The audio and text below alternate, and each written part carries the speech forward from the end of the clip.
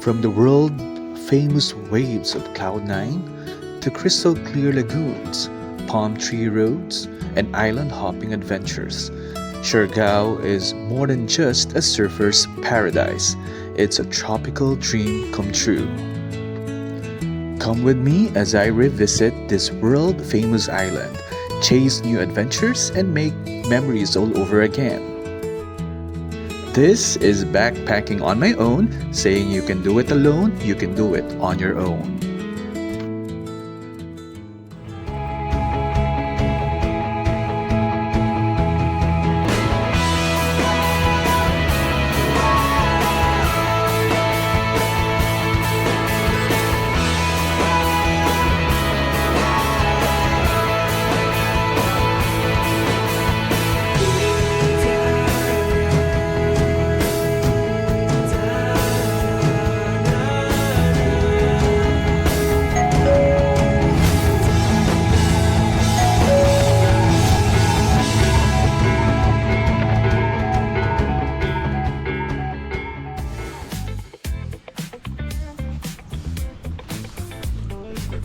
Alright, good morning guys. It's January 2, 2026 at exactly 7:38 in the morning.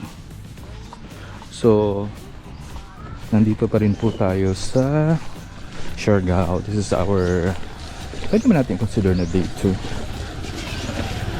Yeah, so let's consider that as our day 2 since day 1 kahapon dumating tayo ng mga 4 PM. So, ngayon, mag-ano tayo? Meron tayong activity.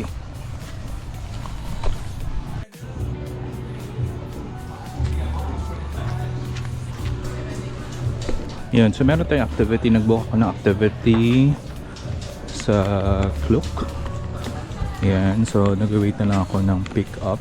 So it's going to be like a full day. Ang pinaka-major doon na gusto ko talagang puntahan na hindi ko napuntahan way back 2016 is yung Sugba Lagoon. Tama ba? Oo, ayun. Then, good thing pupunta na rin ng Magpupungko there. Okay, so medyo marami na tayong makakainan ngayon kasi kahapon, January 1, parang 2 lang yung bukas. Yan, kaya ano tayo 250 para lang sa dinner yan, which is very expensive for me yan. Pero pa syempre pag wala namang choice, di go na. Okay, so currently guys, nakastay ako sa Sunset Surf Hostel. So ito yung area niya. Then it's going to be for 2 nights.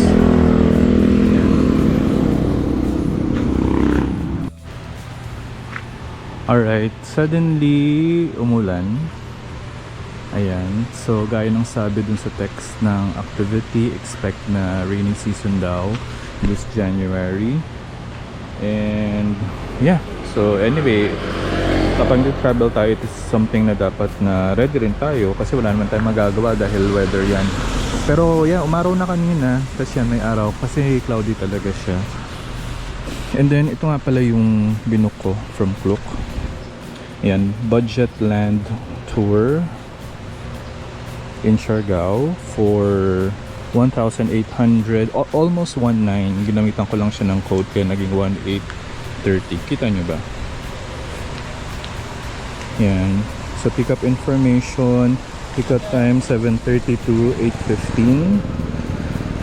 Ayan, itinerary, sana ilas sila yung Sugba Lagoon.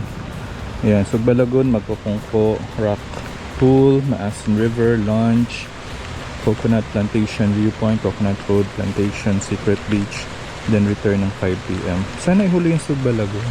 Okay, mabasa na tayo. Ayun, so nag-aantay pa rin ako ng text. Naglakad-lakad ako papunta rito. So I think balik na ako kasi baka mamaya nag-aantay na sila dun sa akin. Yan, lumakas yung ulan.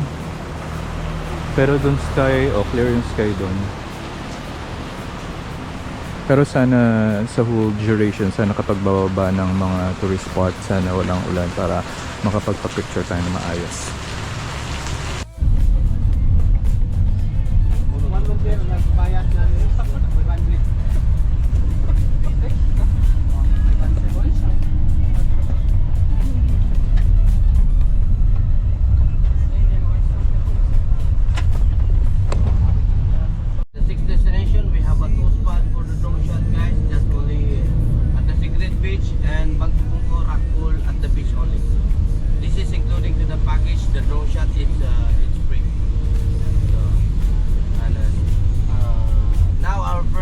accommodation, guys, is Secret Beach. From here going to Secret Beach, 10 minutes to 15 minutes. All we're gonna do at inside of the Secret Beach, just only picture, group picture, and drone shot per accommodation. This is our first destination, guys, the Secret Beach. I tell you the other details of the Secret Beach, guys, later. We are inside of the Secret Beach, okay? So let's go. Real slow.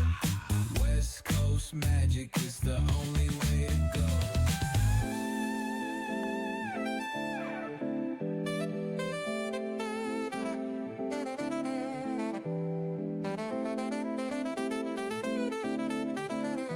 If you are coming here alone, you don't know they have a space like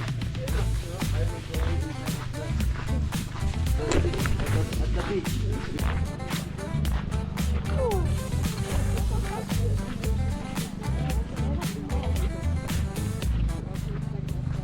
Activities there or mangrove activities inside of the mangrove. So I tell you guys, if the drone is already prepared for taking a drone shot per accommodation.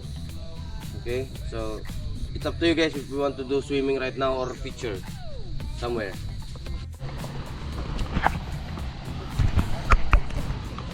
Okay guys, first destination is the Secret Beach.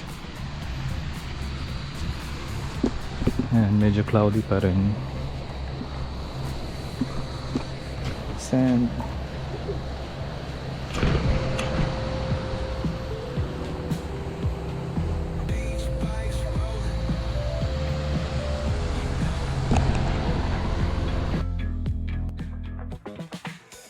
Bikes rolling, neon lights at the park. Rooftop chilling, blazing vibes in the dark. Sipping on that cold soda pop real slow. West Coast magic is the only way to go.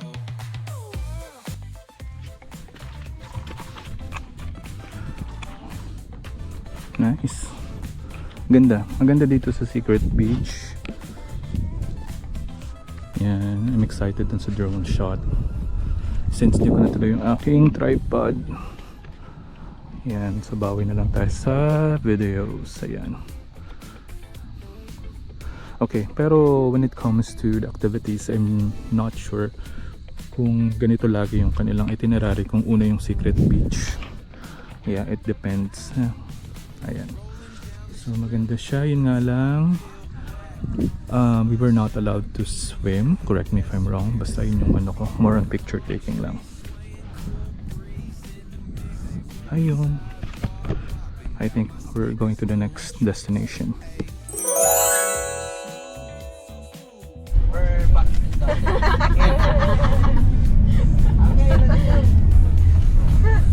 Next stop is Magpopongko.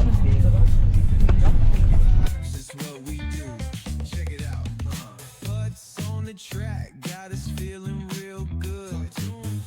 Talkbox vibes bring the heat to the hood. Cruising down the boulevard, cypress trees wave.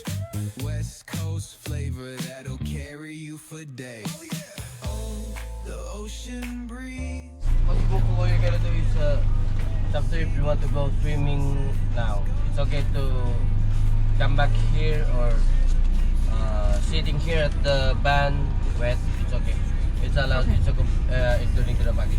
By the way, we have 1 hour to stay here, and then also after you go swim here there at Magpopongko, we're gonna take a drone shot at the beach. Okay.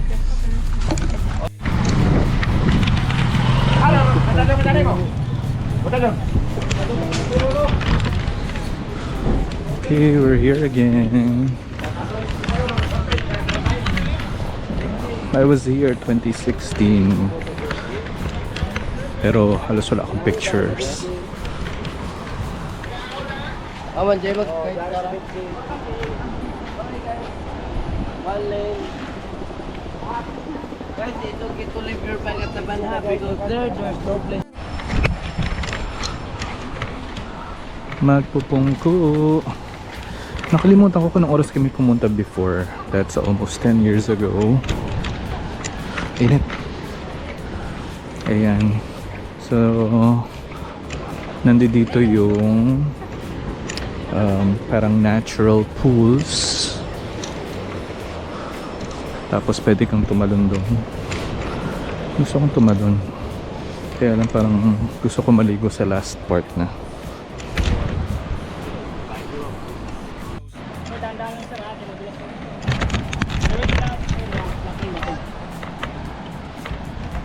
Sunod ang person. High tide na ba? Low tide pa rin. 11, pinakalow tayo dyan, sir. Okay. Start, alauna. Ang high tide. Oh, so ayun. So, makakapunta ka doon sa area na yun kapag low tide. Kasi pag high tide, hindi mo na may enjoy yung mga natural pools.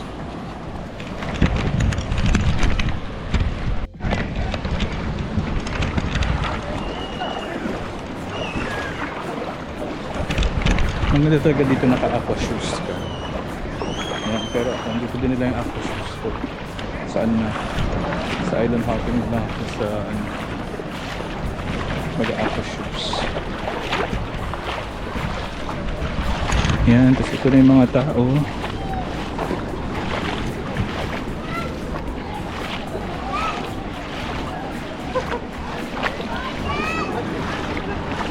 Excuse me. And ito na yung natural pool. Ayan. Gusto kong maligo.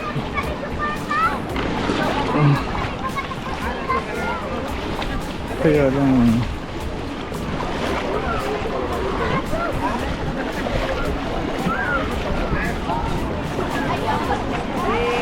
ayan.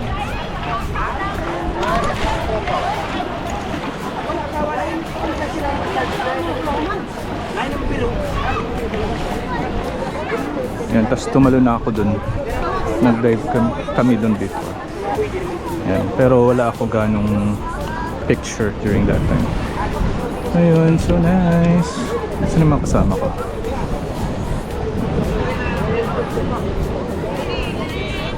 Ayun pa lang.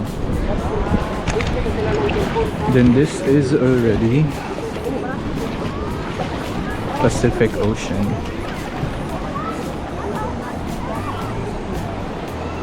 Cypress trees wave, West Coast flavor that'll carry you for days. Oh, the ocean breeze, it calls my name. Seagulls in the sunset in this golden frame. That's right. Late night rhythm keeps it all so. Ano kapalan natin, sir? Sige boss. Parang nakakalati pa lang sa to.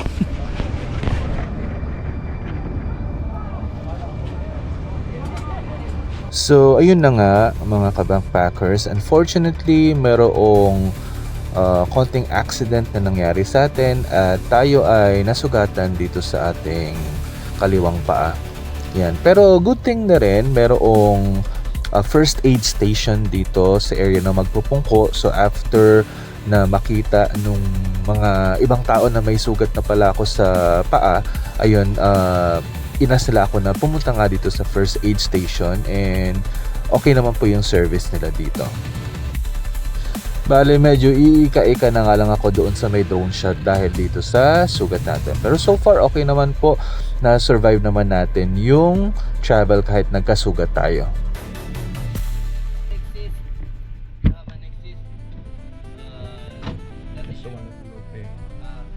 If you have an exist that you can you pay. If you have an exist Exceed.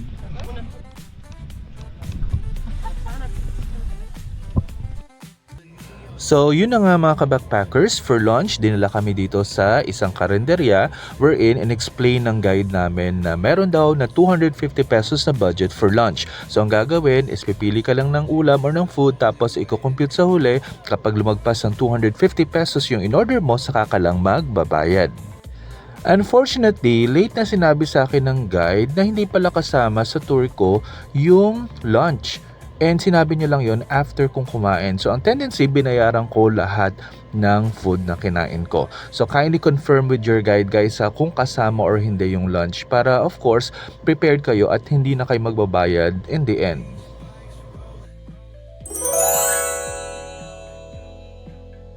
Alright guys, papunta na tayo sa ating next destination at nandito tayo sa parang port, hindi ko na natanong kung anong pangalan, and we are going now sa next destination natin which is Sugba Lagoon.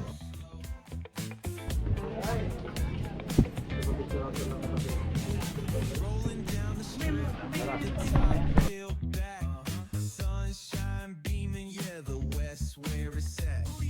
Palm trees swaying, cool breeze in the mix. Sidewalk popping, got my sneakers doing tricks. Hey, we riding real smooth, so smooth. California grooves, west side.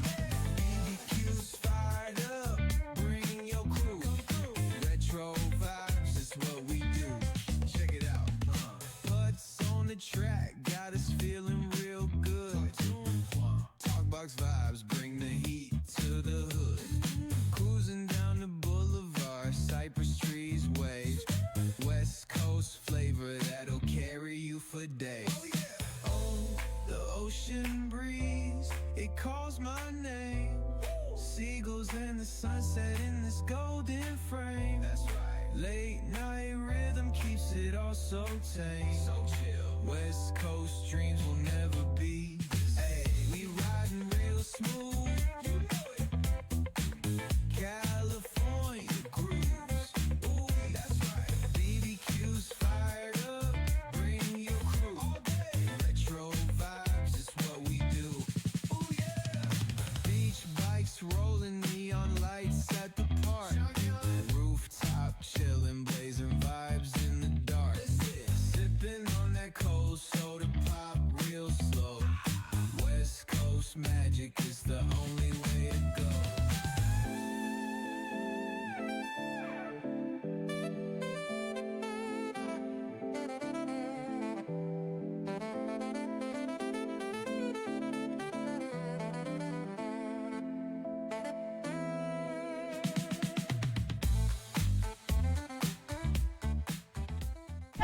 Ulit.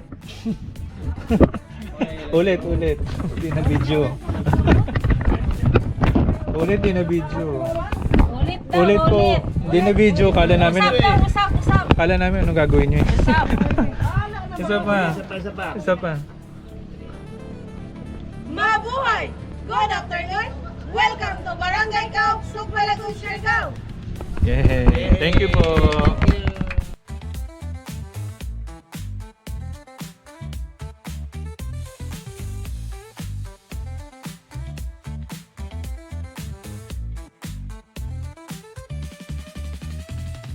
Beach bikes rolling, neon lights at the park.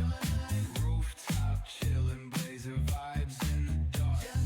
Sipping.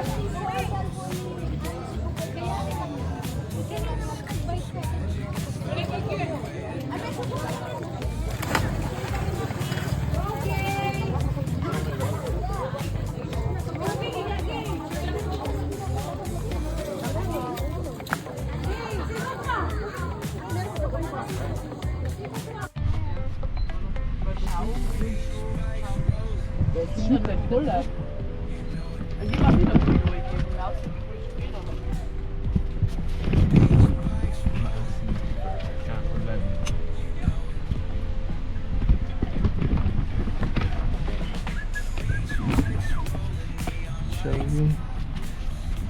Parang ayoko na.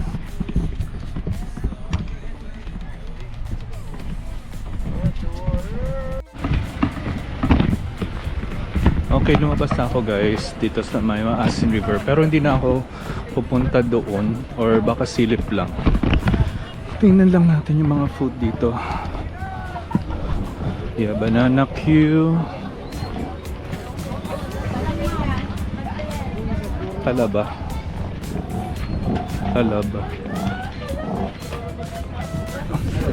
May talaba dito. Di ba river? Okay, the usual.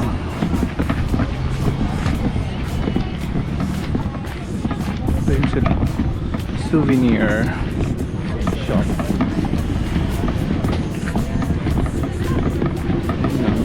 Saging lang. Tawid tayo sa kabila.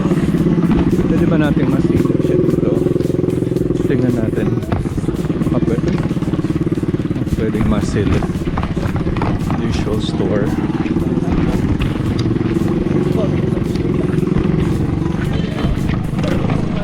Boulevard, cypress trees, waves, West Coast flavor that'll carry you for days. Oh, the ocean breeze, it calls my name. Pwede mo ba? Baka kasi singilin ng ano eh. Ano lang, video lang ako.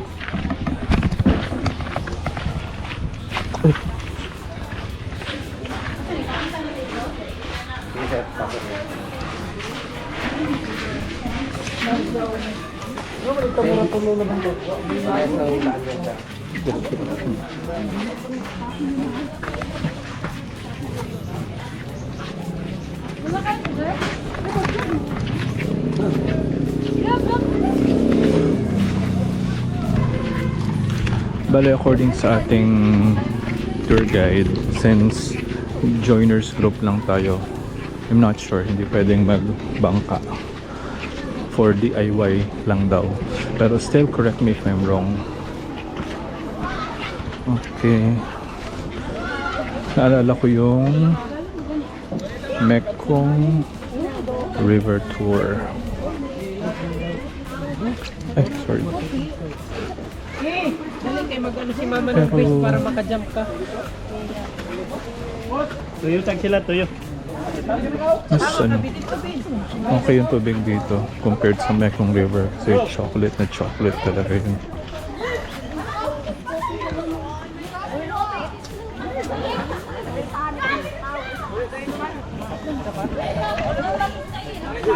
Magic is the only way to go.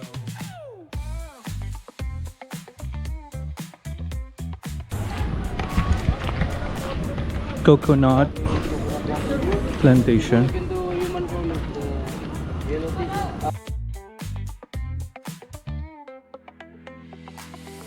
Bikes rolling, you know it. Beach bikes rolling, you know it. Beach bikes rolling, neon. So para palang naging ano siya, paano ba? Parang naging service or parang naging highlight na rin ng area na to yung mga nag-human drone, yung mga naka-orange, yun kung nakikita nyo dun sa kubo, mga naka-orange sila yung mga legit or sila yung pwedeng maggawa ng human drone.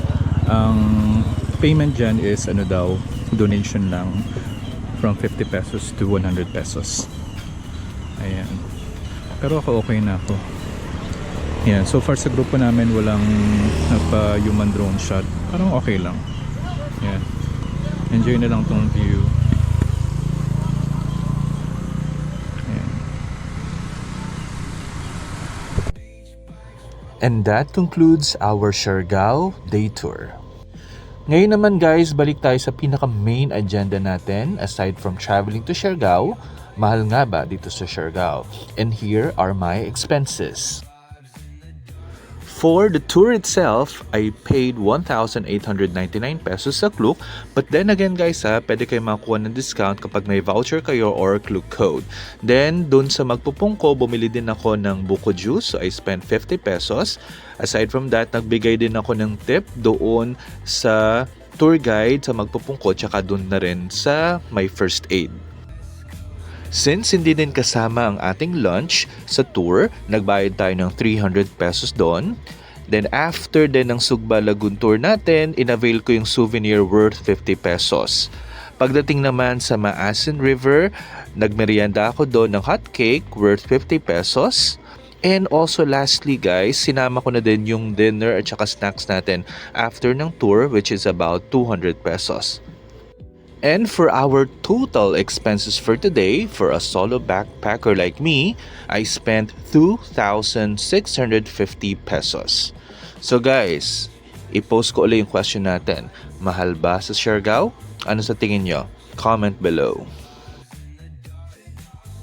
And there you have it. Once again, thank you very much for watching mga ka-backpackers. And now may I present to you our Siargao drone shots.